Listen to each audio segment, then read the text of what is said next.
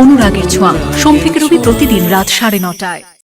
শেষমেশ যেন আবারও মায়াপুরে ঘুরতে গিয়েই রূপাকে খুঁজে পেয়েছে দীপা।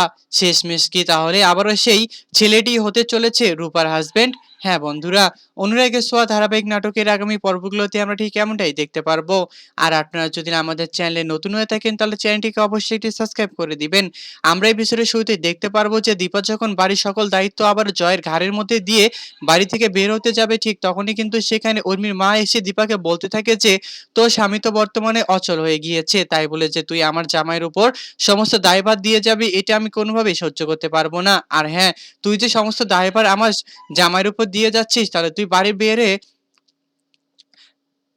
বাড়ির বাইরে কোথায় যাচ্ছিস এটা তো অন্তপক্ষে আমাদেরকে বলে যা। ঠিক তখনই যেন সেখানে উর্মি এসেও বেশ দীপাকে নানাবন্ধ বলতে থাকে। সে বলতে থাকে যে আমরা হয়তোবা তোর টাকাতে চলাফেরা করি, তাই বলে এটা না যে আমরা তুই যা বলবি আমরা তাই শুনে নিব।